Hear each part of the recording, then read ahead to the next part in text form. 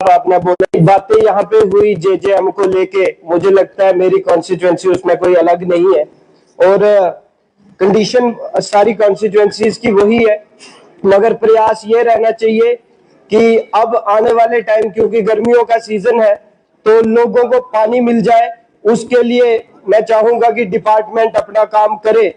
लगभग 36 स्कीमें मेरे एरिया में भी है और उसमें से कोई कंप्लीट नहीं है। और इसमें मेरा अनुरोध ये भी है कि जो भी कंसर्न एमएलएज हैं वो इन स्कीम्स को मॉनिटर भी करें और जब तक वो ऑथेंटिकेट ना करें, इनके फंड्स रिलीज ना किए जाए, ताकि वो एक बार वो सेटिस्फैक्टरी रिपोर्ट आप कंसर्न एमएलए से भी ले लें तो ज्यादा अच्छा रहेगा। और जब पीने के पानी की बात आती है तो हमारे चाहे सिटीज हो चाहे गांव हो, तो बड़ी जगह हम देखते हैं कि cities have become dumping ground, जहां तो डंपिंग एरिया रिवर्स के पास है। तो मुझे लगता है कि ऐसा, आज इधर कैंसर की बात हो रही थी, जैसी वाटर बोर्न डिजीजेस की बात हो रही थी, जब हम प्लास्टिक या गार्बेज पूरा रिवर बेड के पास डंप कर रहे हैं तो फाइनली वही हमारे घरों में आ रहा है, वही माइक्रो प्लास्टिक हमारे घरों में आ रही है। तो मुझे लगता है कि इस पे एक लॉ बनना चाहिए कि कहीं पे भी जो डंपिंग साइट है वो रिवर्स या हमारे वाटर स्प्रिंग्स के पास ना हो। एक सबसे इंपॉर्टेंट मुद्दा ये है कि जेजेएम स्कीम्स तो लग जाएंगी मगर उनको चलाने के लिए लोग चाहिए। आज भी जो हमारे डेली वेजर्स है, कैजुअल लेबरर्स है, पीएचई वर्कर्स है, या जो हमारे रैबरे जंगलात में लोग लगे हुए हैं, उन्हीं के सिरों पे ये सारा कारोबार चल रहा है। तो मैं चाहूंगा कि उनके लिए अर्जेंटली उनकी रेगुलाइजेशन के लिए पॉलिसी बनाई जाए और मिनिमम वेजेस एक्ट जो है उसको लेटर एंड स्पिरिट में इंप्लीमेंट किया जाए। ट्राइबल अफेयर्स की बात करूं, जैसे ST2 स्टेटस तो मिला, बड़े सारे लोग ST2 में आए, मगर आज भी जो ट्राइबल लोगों के लिए जो इंफ्रास्ट्रक्चर है, चाहे वो गद्दी हॉस्टल्स है, चाहे डिस्ट्रिक्ट लेवल पे बॉयज एंड गर्ल्स की बड़ी कमी है। तो मैं चाहूंगा डिस्ट्रिक्ट लेवल पे बॉयज और गर्ल्स के लिए अलग हॉस्टल्स बनाए जाए। और एकलव्य मॉडल रेजिडेंशियल स्कूल्स की बात आई, हमने, मेरा जो एरिया और मनकोटिया साहब का, it is full of ST population, specially जो गद्दा ब्राह्मण है, गद्दी है, सीपी है, और हमने लैंड भी आइडेंटिफाई करके दी है। गुल्ली गला में रसली देर ने एक जगह है, वहां पे लैंड आइडेंटिफाई करके दी है। मैं चाहूंगा कि वो प्रपोजल भेजा जाए। हमारी 5 पंचायतें जहां मुझे लगता है 80% से ज्यादा एसटी पॉपुलेशन है and it is a well deserving area.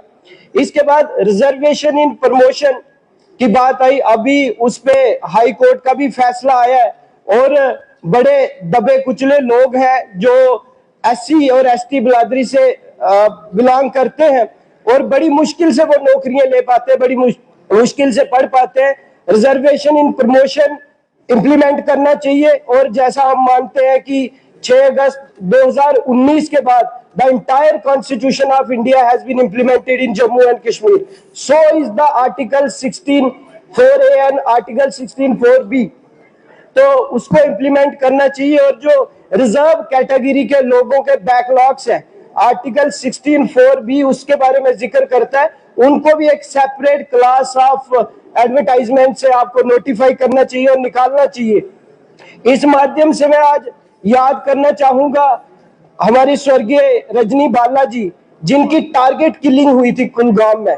तो इंटर डिस्ट्रिक्ट ट्रांसफर पॉलिसी जो लोग हमारे वर्किंग है कश्मीर में, उनके लिए होनी चाहिए। और इकोलॉजी एंड एनवायरनमेंट की जहां तक बात है, पहले तो बहुत बड़ा मुद्दा हमारे साथियों ने भी बोला, इज अबाउट इलीगल माइनिंग। आज जो भी अप्रूव्ड ब्लॉक है या अनअप्रूव्ड ब्लॉक है, जो माइनिंग वहां पे दोनों ब्लॉक्स में हो रही है and it is unregulated mining. तो मैं चाहूंगा चाहे वो अप्रूव्ड भी ब्लॉक्स है, it should be A regulated mining और उसको प्रॉपर रेगुलेशन उसकी होनी चाहिए। जम्मू एंड कश्मीर को बायोमास स्टेट कहा जाता था, अब यूटी है। बायोमास कहने का मतलब है कि it is very rich in biodiversity. लगभग 43 types of forest are in Jammu and Kashmir. Simultaneously लगभग 350 टाइप की सिर्फ बटरफ्लाईज जम्मू कश्मीर में रिपोर्ट हुई है। एंड जो मेरे पास डाटा है, 592 types of birds and 395 types of aromatic and medicinal plant.